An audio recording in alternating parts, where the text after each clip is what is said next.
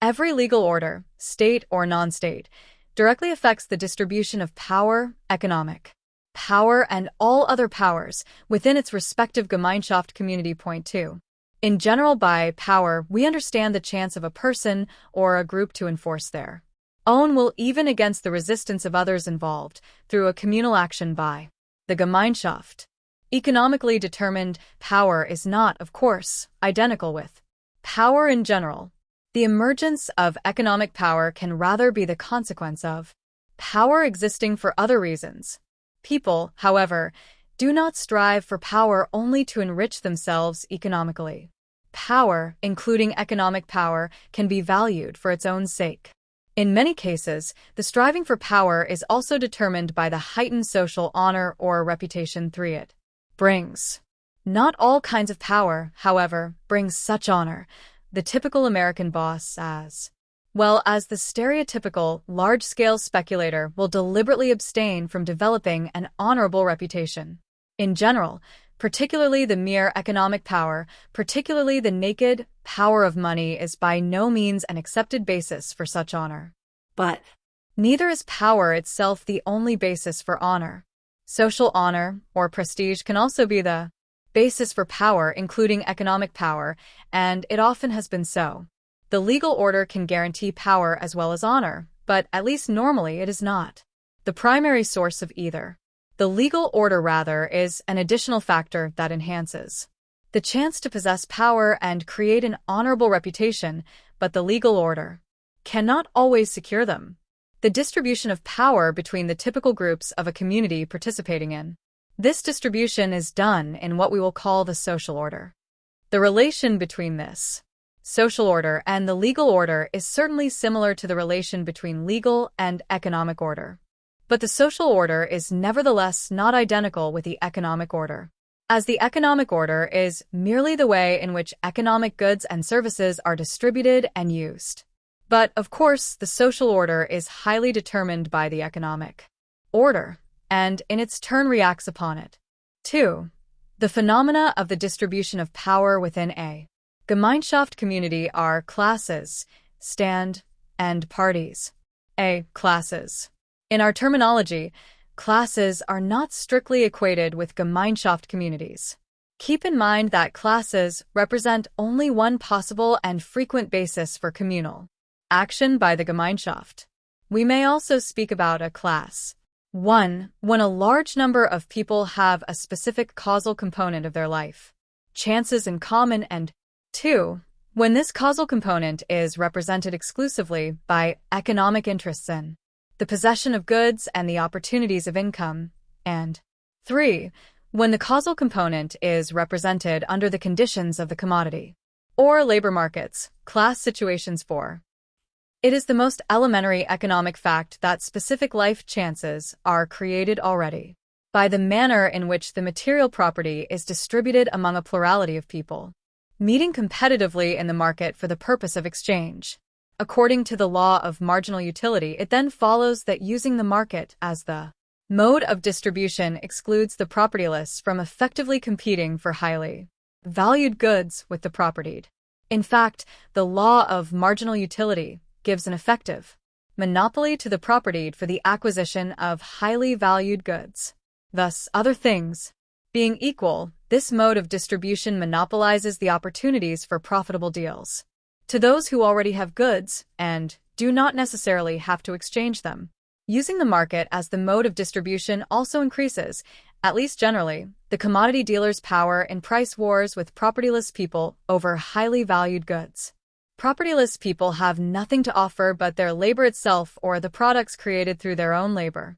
Unlike the owner, such laborers are forced to use their products and labor immediately in order to even have the possibility to simply eke out the barest of existence. Using the marketplace as the mode of distribution monopolizes the opportunity to transfer commodity from the sphere of use as a fortune to the sphere of assets. This gives only the owners the entrepreneurial function and all chances to share directly or indirectly in returns on capital, and excludes the propertyless. All this holds true in the sphere in which true market conditions prevail. Property and assets and lack of property or assets are therefore the basic categories of all class situations, no matter whether these two categories affect price wars or are effectively used in competitive struggles.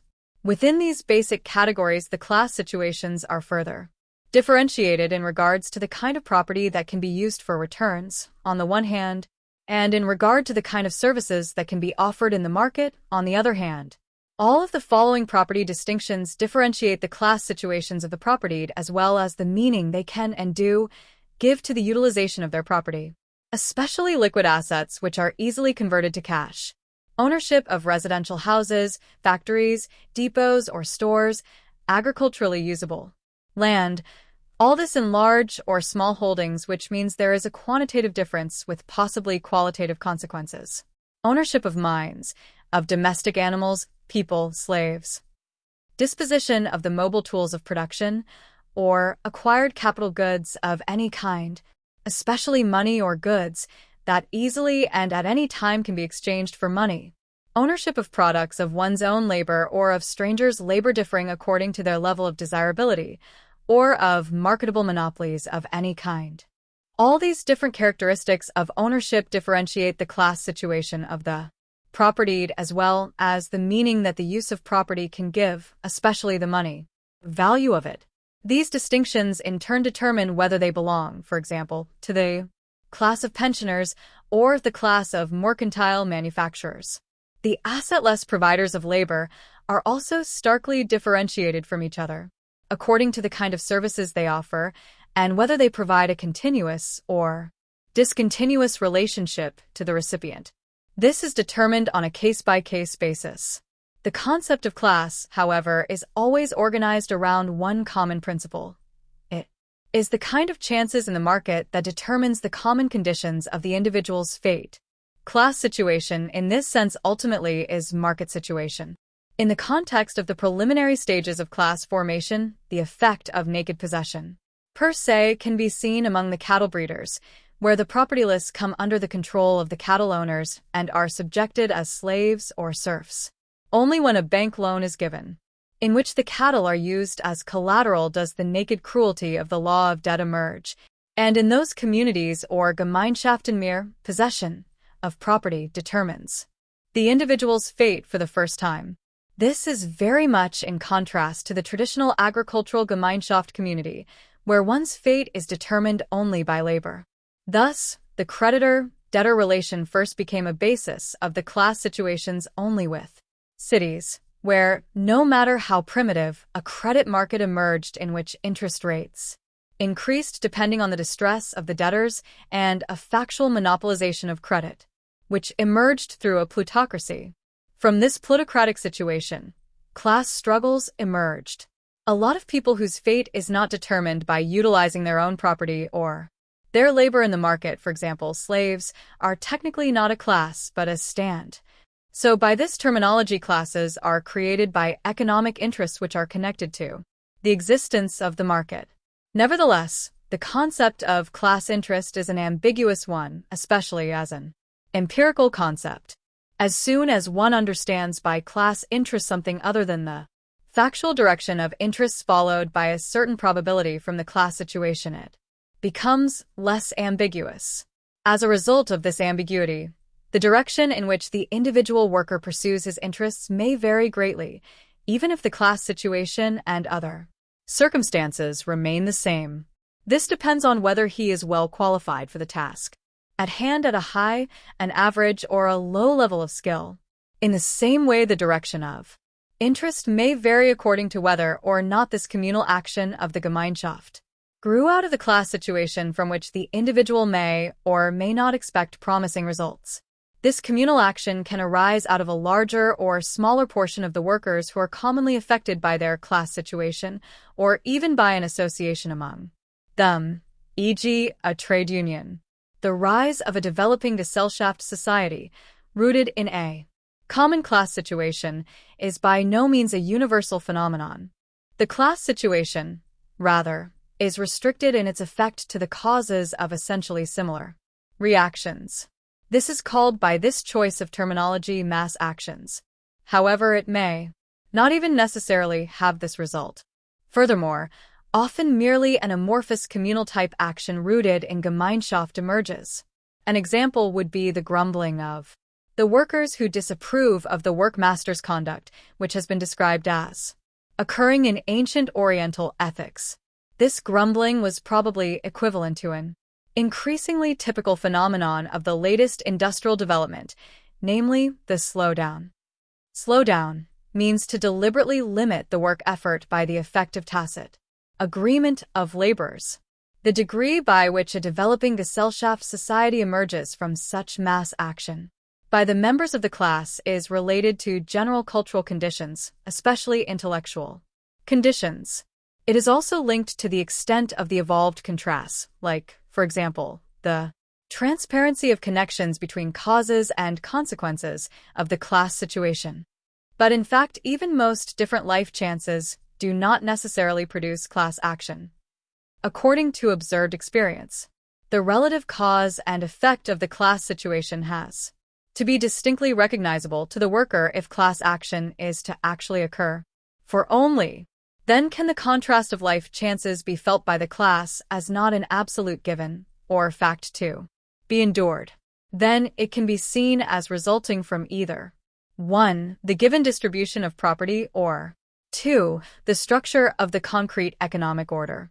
It is only then when these conditions are recognized that people can react, firstly, against the class structure not only through acts of an intermittent and irrational protest, but secondly, in the form of rationalized development of society.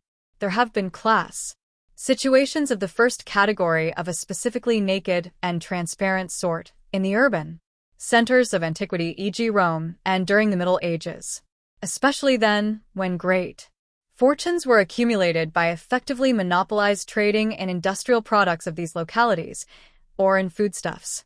However, when agriculture was increasingly exploited in a profit-making manner, great fortunes were also accumulated in the rural economy of the most diverse epochs.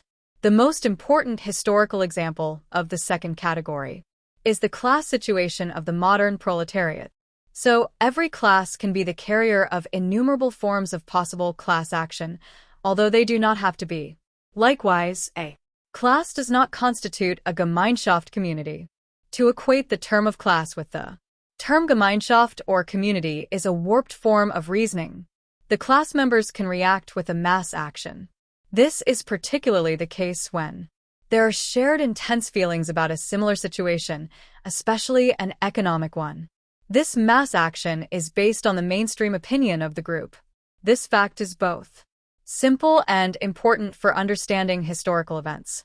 But this should not lead to the pseudoscientific usage of the term class or class interest, which is frequently done nowadays, and has found its most classic assertion in the statement of a talented author, 7, i.e. that the individual may be in error concerning his interests, and only that the class is infallible about its interests.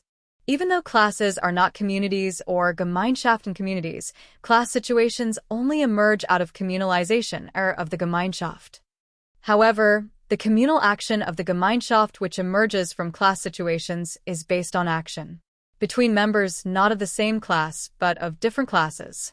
The communal action of a Gemeinschaft, emerging from the market-based situation, for example the ones which directly determine the class situation of the worker and the entrepreneur, are the labor market, the commodities market, and the capitalistic business. The existence of a capitalistic business requires a very specific communal action by the Gemeinschaft that protects the possession of goods and especially the free power of individuals to dispose of the means of production. The existence of a capitalistic business is preconditioned by the existence of a specific kind of legal order, which protects ownership of property, specifies the rights of individuals to control production, and a legal order which protects the communal Gemeinschaft actions of the guilds and other relevant occupational monopolies. Every class situation is based on the pure power of property and becomes most effective when all other determinants of reciprocal economic relations, except the free market, lose their significance. Such class situations emerge when the determinants rest upon the pure power of property. In this way, by utilizing the market, property obtains its almost sovereign importance. The existence of stand hinders the consequent realization of the naked market principle. At this point, the term stand is only from this perspective of interest to us. Before we briefly talk about the term stand, note that there is not a lot to be said about the more specific distinctions between classes. The great shift from stand to classes, which has been going on in the past up until the present, i.e. about 1915, may be summarized in the following way, albeit at the cost of some precision. The struggle which affects class situations has progressively shifted away from struggles between stand to 1. Credit for the purposes of consumption to 2. Competitive struggle in the commodity market, and then to 3. A price war in the labor market. The class struggles of Roman antiquity, insofar as they were really class wars and not stand wars, started out as peasant wars. These struggles were initially between the indebted peasants and urban creditors. A similar situation has existed among the breeders of domestic livestock, and they were also probably between artisans threatened by debt bondage and urban creditors. Such debt bondage is the normal result of the differentiation of wealth in trade cities, especially in seaport cities, as well as among cattle breeders. Debt relations produced class actions up to the time of Catilina. Furthermore, the struggles over foodstuffs, especially the struggle over the provision of bread and the price of bread, started when Rome was increasingly supplied with grains imported from abroad. This lasted throughout antiquity and the entire Middle Ages and united the propertyless poor who had no assets against those who were actually or supposedly interested in the dearth of bread. The struggles spread until they took focus on all commodities that were essential to the conduct of life and the raw materials for the cottage industries. But any resulting wage disputes in antiquity and the Middle Ages increased only slowly until modern times. In the earlier periods, they were completely secondary to rebellions of slaves, as well to struggles in the commodity market. The propertyless people of antiquity and the Middle Ages protested against monopolies, dumping, hoarding, price-fixing, and acts designed to raise prices. Today, however, the central point of protest is the determination of the price of labor. The transition from the Middle Ages to modern times is characterized by the struggles for access to the free market and for the determination of the price of products. Such struggles took place between merchants and workers in the putting out system of manufacturing during the transition to modern times. As it is a general phenomenon, we must mention the following: class antagonisms, which are conditioned through the market situation, are usually most bitter between those who directly participate as opponents in price wars, even though they themselves do not necessarily personally benefit from the success of the struggle. Thus, it is not the pensioner, the shareholder, and the banker who suffer the animus of the worker, but almost exclusively the manufacturer and the business executives who are the direct opponents of workers in price wars. Ironically, it is precisely the cash boxes of the pensioner, the shareholder, and the banker into which the more or less unearned profits flow, rather than into the pockets of the manufacturers or of the business executives. Point 12. This simple state of affairs has very frequently been decisive for the role the class situation has played in the formation of political parties. For example, these conditions have made possible the patriarchal socialism and the earlier common attempts of threatened stand to form alliances with the proletariat against the bourgeoisie. B. Stand. Stand, in contrast to classes, are normally communally based Gemeinschaften. However, they are often of an amorphous sort. In contrast to class situation, which is purely determined by the economy, we want to characterize the stand situation as resulting from the typical integral part of life, in which the fate of men depends on a specific positive or negative social assessment of honor. This assessment of honor is tied to the common characteristics of a stereotypical member of the particular stand. Such honor can also be tied to a class situation determined by the assets in the economy. The differences between the classes can be combined with the differences between the stand in numerous ways. Property as such does not always, as mentioned above, 13 generate prestige in terms of increased honor within the stand, but it does so with extraordinary regularity. 4. Example, in the subsistence economy of an organized neighborhood anywhere in the world, the richest man frequently becomes the chief.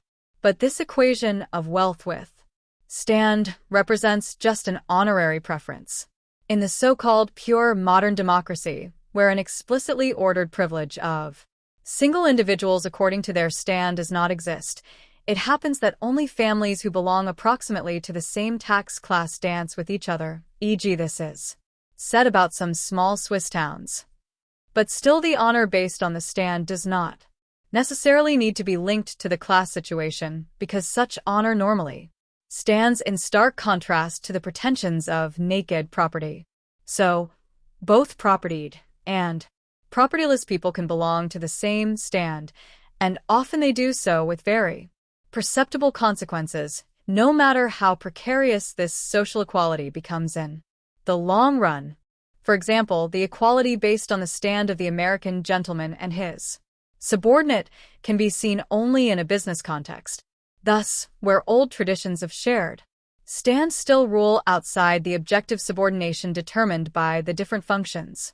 In the business office, it is considered repugnant if, in deference to the clerk's birthright, even the richest boss did not otherwise but treat his clerk equally in every other sense, e.g. in the evening while playing billiards or cards in a club.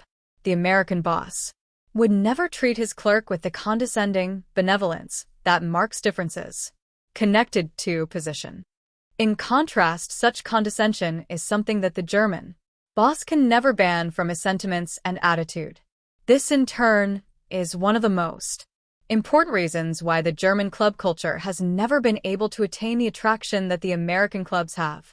As regards content, the honor of the stand is predominantly expressed by the imposition of a specific lifestyle, which is expressed by anyone who belongs to that social circle, and is imposed on anyone who wants to belong to that social circle. Linked with this lifestyle are restrictions on the social intercourse with others stand, meaning interactions that do not serve an economic or otherwise commercial/material purpose. These restrictions normally confine marriages to the stand-related social circle, 14, and are meant to lead to complete strict endogamy. When an agreed-upon communal Gemeinschaft action of this exclusive character exists and not in only a merely individual case or socially irrelevant imitation of the foreign conduct of life, then formation of the stand is underway. This kind of stand-related stratification in its characteristic form is currently, in about 1915, emerging in the United States based upon the conventional conduct of life that emerges within the context of democracy. For example, only the resident of a particular street, the street, is accepted as a member of the society, 15 therefore being regarded as qualified for social interaction, and can therefore be visited and invited into each other's homes.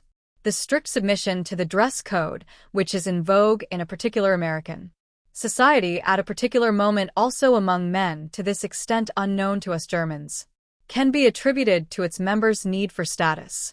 Such submission is an indicator that a given man is claiming or pretending to possess the qualities of a gentleman. Consequently, this submission, at least prima facie, decides that he will be treated as such.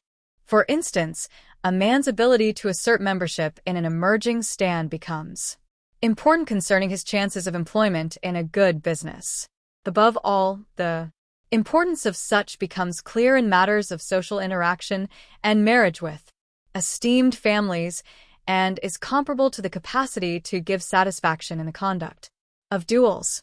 16. As for the rest, stand-related honor is predominantly usurped by particular families resident for a long time and, of course, correspondingly wealthy, such as the FFV, First Families of Virginia, or the actual and alleged descendants of the Indian Princess Pocahontas, or the Pilgrim Fathers, Knickerbockers, the members of almost inaccessible sects and various circles which set themselves apart by wearing badges or displaying other distinct features. In this case, the purely conventional stratification is essentially based on pretension or usurpation of stand. But such pretension or usurpation is the origin of almost all stand-related honor. However, the way from this purely conventional stratification to legal privilege, positive or negative, is easily passable everywhere as soon as a particular stratification of social order has been factually initiated and becomes fixed by being expressed through a specific lifestyle. Furthermore, as a result of the stabilization of the economic distribution of power, the stand-related honor finally achieves stability itself. When the most extreme consequences of stratification are pressed, the stand evolves into a closed caste. That means, apart from the conventions and legal guarantees, rituals develop guaranteeing stand-related distinctions. This is achieved by restricting any physical contact of members of higher castes with members of castes regarded as lower, and protects the higher caste from becoming ritually impure. If ritual impurity nevertheless occurs, religious rituals are used to atone for or expiate any impure contact. Therefore, the individual castes partly develop distinctive cults and gods. As a result of these consequences, the stand-related stratifications only then lead to the development of castes where underlying differences can be found which are held to be ethnic. Particularly, the caste is the normal form of Gemeinschaft communities, which are the precursors of the Gesellschaft-type societies who live along the lines of ethnicity, and therefore believe in blood relationship and restrict both exogamous marriage and social intercourse. These aspects can be found among pariah peoples around the world. Pariah people are Gemeinschaft communities which have acquired specific occupational traditions of particular crafts or other arts and foster the belief in an ethnic identity which underlies their community. They now live in a diaspora, strictly segregated from all inevitable personal intercourse with other castes and legally are in precarious situations.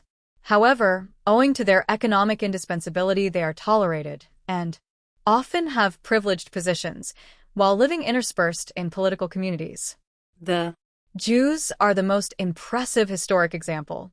The structure of segregation differs, depending on whether it is based on stand, grown into caste, or based on ethnic criteria alone. The caste structure transforms the horizontal, unconnected coexistence of the ethnically segregated community into a vertical system of hierarchical stratification. Expressed correctly, the comprehensive stratified community rooted in caste distinction merges ethnically segregated communities and enables them to take specific politicized communally based Gemeinschaft action. Ethnic and caste segregation also differ regarding their effects. Ethnic coexistence, which implies mutual rejection and disdain, also permits any ethnic community to value its personal honor as the highest.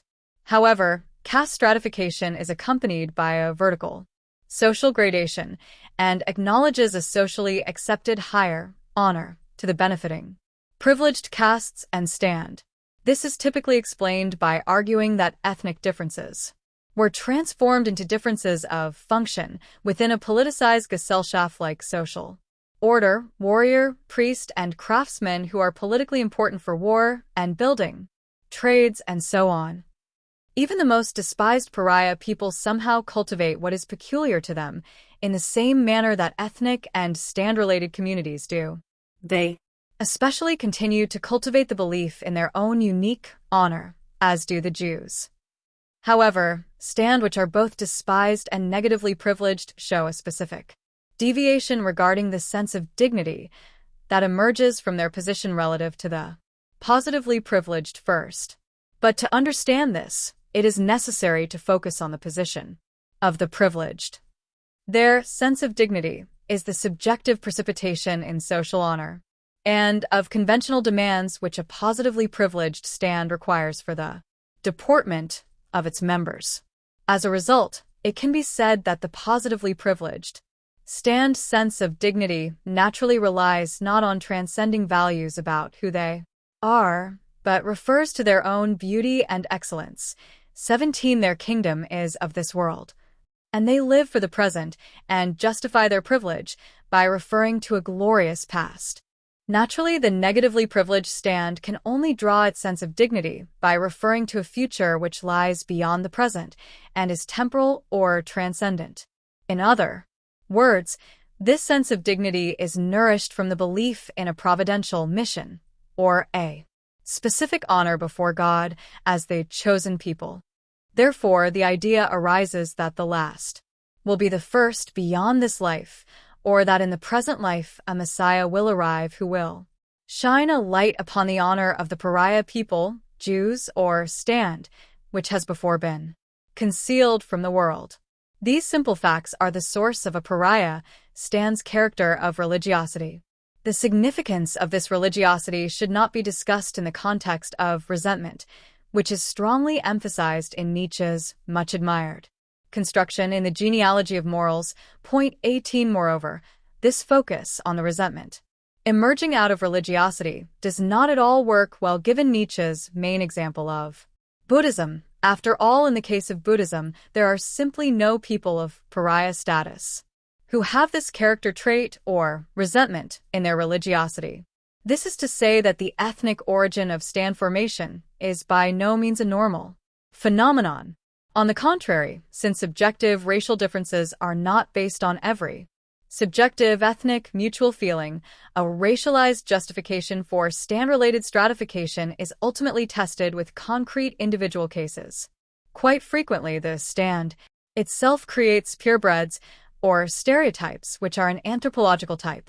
The stand functions in a highly exclusive manner and is based on a selection of individuals who are personally qualified for membership, e.g. the knighthood, based on their martial, physical, and psychological eligibility. However, simple personal characteristics for selection are far from being the only or predominant way of creating stand, particularly today. Political affiliation or class citoyen are instrumental as well, and eventually class situations become the dominant reason for eligibility for selection to a stand. The possibility of a stand-related conduct of life naturally tends to be conditioned economically. So, from a practical point of view, the stratification by stand goes hand in hand with a monopolization of ideal and material goods or opportunities in a manner which we have come to know as typical. Besides the specific honor of stand, which always bases itself upon distance and exclusiveness, there are all sorts of material monopolies. Honorific preferences may be the privilege to wear special costumes or to eat special dishes which are a taboo to others.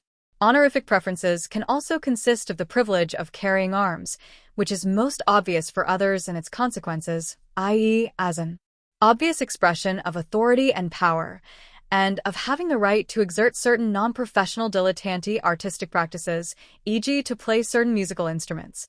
Material monopolies beside the honor of stand have naturally provided the most effective motives for the exclusiveness of a stand. In themselves, these monopolies are rarely sufficient, but almost always they are the most potent motive for keeping the Stand exclusive. With respect to the connubial interests of the stand, there are two interests which are of equal importance and reciprocally parallel. These are 1. The interest of the families in the monopolization of daughters, and 2. The interest of the families in the monopolization of the potential bridegrooms who could provide for their daughters. With an increased rigidification of a stand membership, the conventional preferred opportunities for special employments grow into a legal monopoly of special offices for the stand members.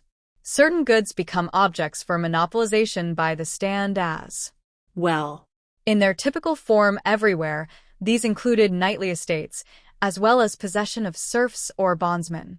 Finally, specific trades become objects for monopolization by the stand as guilds. This monopolization has a positive character when the concerned stand is exclusively entitled to own and manage their rights and privileges. It has a negative character when the stand does not own and manage the rights needed to maintain its specific way of life. That is, negatively privileged stand only react to the rights and privileges ascribed to them by the more powerful stand. The decisive role that the style of life has for the honor of the stand implies that the members of the stand alone are the specific bearers of all conventions, all lifestyles in whatever way they may manifest themselves, either arise from the stand or at least are preserved by it. Despite the fact that the conventions of the stand differ greatly, they show certain typical features, especially among those strata that are from more highly privileged levels. Typically, the privileged stand are connected to the avoidance of common physical labor. This disqualification is even beginning in America, despite older contrary traditions which esteemed physical labor highly.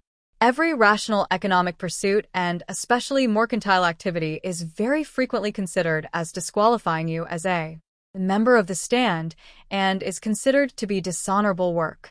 Furthermore, this applies to artistic activity that is regarded as degrading work as soon as it is exploited for income. In particular, artistic activity passes as most degrading when it is connected with hard physical exertion/effort. An example is the sculptor working like a mason in his dusty smock. The contrary example is the painter in his salon-like studio and those forms of musical practice that are accepted by the stand. The frequent disqualification of the gainfully employed membership in privileged stand is a direct result of the principle of social order within the stand. Furthermore, it is also a result of its opposition to the principle that power is regulated exclusively through the economic market. There are other individual reasons alongside these two main ones. Those will be given further along. We have seen above that the market and its economic processes do not know personal reputation, only business-like functional interests that dominate the market. The market knows no honor or prestige, but the reverse is true for the stand. Stratification and privileges in terms of honor and of lifestyles are inherent to each stand, and as such it is threatened to its very roots by the market. Mere economic acquisition and naked economic power that still bear the stigma from their origin outside the stand could bestow the same honor to anyone who is interested in stand by virtue of lifestyle. This especially holds true when property is added to the same honor through stand. It would even be possible for the added honor created through economic acquisition to bring greater honor to the members of the stand than they could establish through their lifestyle. Yet if simple economic acquisition and power by themselves gave any honor at all, the wealth would result in the agent attaining more honor than those who successfully claim honor simply by virtue of lifestyle. In this context, all groups interested in the stand order react with special sharpness against the pretensions of purely economic acquisition, because, again, it threatens the stand at its roots. In most cases, they react more vigorously the more they themselves feel threatened. Calderon's respectful treatment of the peasant, for instance, as opposed to Shakespeare's simultaneous and ostensible disdain of the riffraff, illustrates the different ways in which a firmly and established and secure stand order reacts compared with a stand order that has become economically precarious.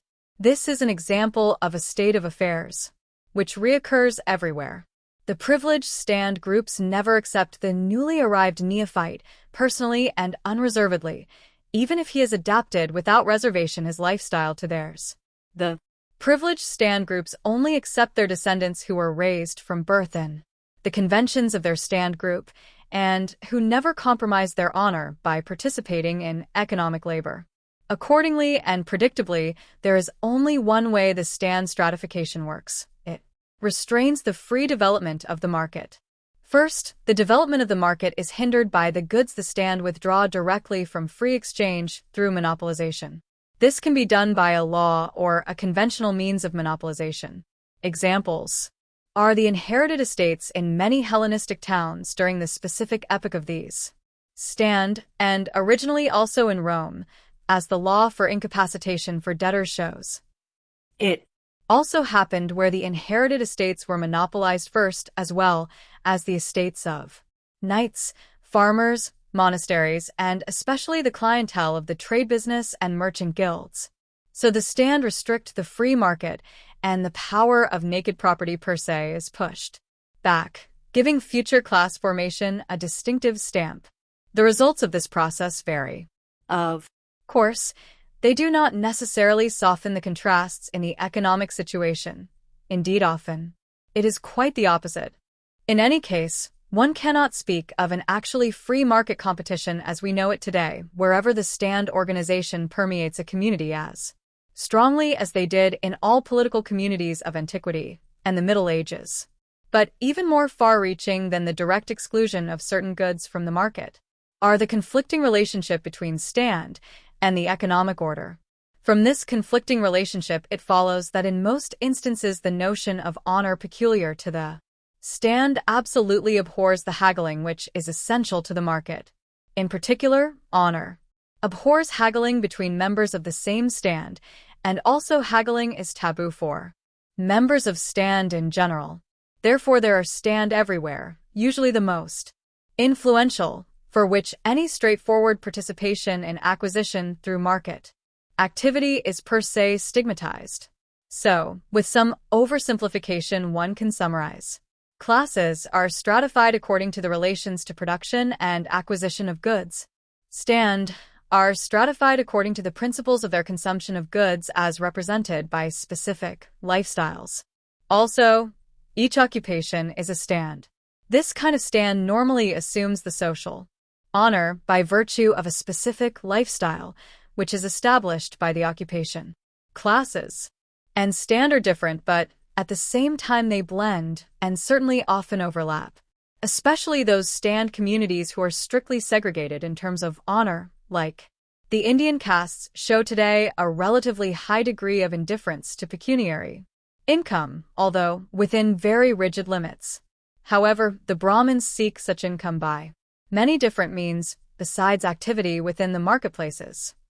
So only a general statement can be made regarding the basic economic conditions for the predominant structuring emergence of stand stratification. This general statement is about a relatively stable base for the acquisition and distribution of goods needed for stand stratification to be favored. Destabilization by technical and economic change and upheaval, however, can threaten the stand stratification by pushing the class situation into the foreground. Eras and countries in which the naked class situation is of predominant significance are normally the periods of technological and economic transformations, whereas every slowing down of an economic shifting process in a short time leads to the awakening of the stand culture. As a result, the significance of social honor is re-established. Parties. The genuine home of classes is within the economic order, and the genuine home of the stand is within the social order, that is, within the sphere of the distribution of prestige and honor. From within these spheres, classes and stand mutually influence one another as the legal order that in turn influences them as well. The parties, however, are primarily at home within the sphere of power. Party actions are oriented towards attaining social power, which means that they are directed towards influencing communal action by the Gemeinschaft, regardless of its content. In principle, parties can exist as a sociable club as well as an estate. But the party-like communal action of the Gemeinschaft of parties always contains an element of rationally focused Gesellschaft social action as well, 21 in contrast to classes and stand, where this element is not vital. However, with the communal Gemeinschaft action of classes and stand by themselves, this is not necessarily the case. This is because the communal action of parties is always directed towards a tactically chosen goal, as opposed to simply the maintenance of an ongoing relationship. This goal can be factual, like the implementation of a program to reach an ideal, or the goal can be personal. For example, sinecures, power and honors for the leaders and the followers of the party. In general, the Gemeinschaft-rooted communal action of parties aims at all these goals. Simultaneously, parties are, therefore, only possible within communities that are developed along the principles of Gesellschaft, that is, the societies have some kind of a rational order and an apparatus of persons available who are ready to enforce the rational order. The goal of the party is to influence this apparatus and, if possible, form the apparatus itself out of party followers and the exclusion of competitors. In individual cases, parties can represent interests determined by class situations or the situation of the stand, and thus recruit their followers accordingly. But they neither have to be pure class parties nor pure stand-related parties, and mostly it is only partly the case, and often not at all. Parties show ephemeral or enduring structures, and the party's means of attaining power can be quite diverse. They may range from naked violence of any kind to campaigning for votes with coarse or subtle means using money, social influence, power of speech, leading questions, suggestion, and crude hoaxes, to the point of rougher or more elaborate tactics of obstruction within parliamentary bodies. The sociological structure of parties has to differ in a basic way depending on the kind of communal action generated in the Gemeinschaft which they seek to influence, and depending on whether or not the political community is stratified by stand or by classes. But above all, parties differ depending on the structure of rule within the Gemeinschaft community because it is the conquest of this dominion that the party leaders normally strive for. However, in a general sense, the parties as described here are not only the products of specific modern forms of rule. The ancient and medieval parties we also can designate as parties, despite the fact that their structure differs substantially from that of modern parties. Therefore, it is impossible to say anything about the structure of parties without discussing the structural forms of social domination per se. This is because parties are bodies which always struggle for dominion, and they are very frequently organized in a very strict authoritarian fashion. In order to understand parties, we need to discuss this central social phenomenon, the structures of social domination. 3. Conclusion. But before we discuss social domination, one more general thing must be said about the general nature of classes, stand, and parties. All three need a comprehensive development of the rationalized Gesellschaft as a prerequisite, and this only occurs if there is already a pre-existing political framework for communal Gemeinschaft action on which to operate. This does not mean that parties themselves are bound to the limits of any individual political community. On the contrary, at all times the process of becoming a rational Gesellschaft-based society has commonly reached beyond the frontiers and boundaries of political communities, even when it aims at the common use of military force. This has been the case with the solidarity of interests between the oligarchs and the Democrats in ancient Greece, between the Guelphs and the Ghibellines in the Middle Ages, and within the Calvinist party during the period of the religious struggle. It has been the case up to the solidarity of the landlords, the International Congress of Agrarian Landlords, and has continued among princes, the Holy Alliance of 1815, the Karlsbad Decrees of 1819, socialist workers and conservatives, the longing of the Prussian conservatives for Russian intervention in the 1850s. But the aim of the parties is not necessarily the establishment of a new international or political unit, i.e. territorial rule. Rather, the party aims mostly to influence the already pre-existing political units. The German stand is perhaps best translated as the French word estate, as it refers to feudal divisions within society, including those which are both professional, ethnic, and relational. Unfortunately, the word estate in English has a wide range of other meanings as well, and we think this translation obfuscates Weber's original meaning. Previous translators have compromised by translating the word stand variously as status or estate, depending on the context. However, the translation of stand into status is also imprecise. First, German has the same word status, and Weber did not use it. We suspect he did not use it because its meaning is lacking the historical content of stand. Because of this ambiguity in meaning, as well as the fact that precision in this term is so important for this essay, we have elected to use the German term throughout this translation. For other discussions of these issues, see Weber, 1978, 1968, 305 to 306, and Waters, 2010. Stand Reflects a style of life and an assumption about the rights that go with a status. 2. In the original German text it says Gemeinschaft. Some translations use the translation group instead of community.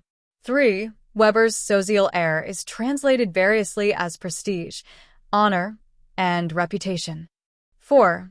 Class situations is introduced here as the German word Klassenlage, which is in parentheses. It is our belief that Weber intended this to mean that the term was in effect defined by the three conditions above. Goethe and Mills insert the following definition into their text, which comes from elsewhere in Weber's writings. These points refer to class situation, which we may express more briefly as the typical chance for a supply of goods, external living conditions, and personal life experiences. In so far as this chance is determined by the amount and kind of power, or lack of such, to dispose of goods or skills for the sake of income in a given economic order. The term class refers to any group of people that is found in the same class situation. By pensioner, Weber apparently means the class of elderly business people and government/court officials who do not live off of the daily proceeds of a business they started when younger and accept a pension from the new owners. He is probably not referring to pensioners funded by modern government-backed payroll taxes. 6. Communal action, that is, by that of the Gemeinschaft, plural Gemeinschaften, refers to that action which is oriented by an emotional feeling of the actors that they belong together. Societal, Gesellschaft, action, on the other hand, is oriented to a rationally motivated adjustment of interests. 7. The talented author Weber refers to is variously believed to be Karl Marx or Georgy Lukács. 8. Lucius Sergius Catilina, 108 BC, 62 BC, was a Roman politician of the 1st century BC who is best known for the Catiline conspiracy. In his attempt to capture control of the Roman Senate, he sought to have debts cancelled at a time when the price of bread was rising rapidly in the city of Rome due to fighting in the Italian countryside, which led to the devastation of farm areas, shortage of money, and the activities of pirates. The debt forgiveness policy promoted by Catilina was favored by the urban poor, as well as the wealthy who had lived on borrowed money. 9. The putting out system of manufacture involves merchants who provide raw materials such as yarn to homebound workers on credit. The manufacturer then purchases the finished product, e.g. woven cloth, back from the workers as a finished good, paying them a piece rate for their labor. This, as Weber implies, is a primitive form of capitalism. 10. Weber's point here is that the business executives are the visible face of the class struggle. For the worker, even thought they too are on salary and do not realize the benefits of increased profits. 11. See paragraph 3 of the introduction and the references to the American boss and stereotypical large-scale speculator. 12. Weber uses the Latin term connubium here, using a historic legal terminology for marriage, which is legitimatized by socially accepted, common, but also official laws. 13. In developing this example, Weber actually uses both German and English. Presumably this is to reflect the uniqueness of the American example. Terms in which Weber writes in English include the street, society, and gentleman. 14. During the German emperor's days, a person was satisfaktionsfähig, capable of giving satisfaction, when he was officially eligible to carry a weapon, thus being able to solve issues by fighting a duel. People from lesser stand were not permitted to carry weapons and therefore did not share the status necessary to satisfy questions of honor through dueling, much less marry with the higher stand. 15. At this point, Weber emphasizes the classical origins of such concepts of beauty and excellence by inserting the Greek words kalia and agathia. Kalokagathia is a concept that denoted the successful integration of moral, artistic, intellectual, and physical creativity and excellence. The term is used in the Socratic dialogues by Plato, the Symposium, and the Apology of Socrates. See, e.g., the Apology of Socrates, Para 20a, Chapter 4 and 21d, Chapter 7, and the Symposium, Para 222a 16. According to Nietzsche, you will have already guessed how easily the priestly way of evaluating can split from the knightly aristocratic and then continue to develop into its opposite. Such a development Receives a special stimulus every time the priestly caste and the warrior caste confront each other jealously, and are not willing to agree amongst themselves about the winner. As is well known, priests are the most evil of enemies. But why? Because they are the most powerless. From their powerlessness, their hate grows among them into something immense and terrifying to the most spiritual and most poisonous manifestations.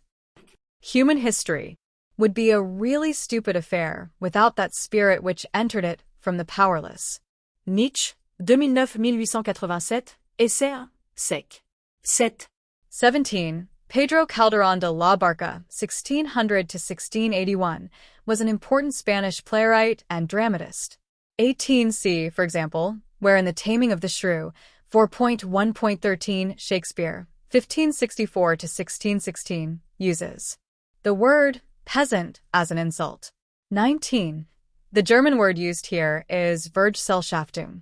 It refers to a rationally motivated adjustment of interests based on self-interest, market exchange, etc. It is associative in nature, not communal. For definitions of associative and communal relationships, see Weber, 1978, 1968, 40-41, and Waters, 2010. 20. The Guelphs and Ghibellines were political groups from southern Germany who fought in northern Italy during the 12th and 13th century. They were loyal to the Pope in Rome and the Holy Roman Emperor in Vienna, respectively. Guelphs tended to come from trading families, while the Ghibellines came from the landed aristocracy. 21. This is apparently a reference to the many Calvinist movements which began in 16th century Geneva and spread to many countries of Europe and North America, where a number acquired political power. This is an apparent reference to the associations of landlords which became political forces in Prussia and later Germany in the 19th century. Weber is not specific about which agrarian congresses he is referring to. 23. The alliance between Prussia, Russia, and Austria-Hungary at the end of the Napoleonic Wars. 24. The Karlsbad Decrees of 1819 were issued by a group of German princes and meant to restrict the press, universities, and other liberal institutions which could potentially challenge their power. 25. Prussian conservatives sought assistance from the Russian Tsar following the German Revolution of 1848.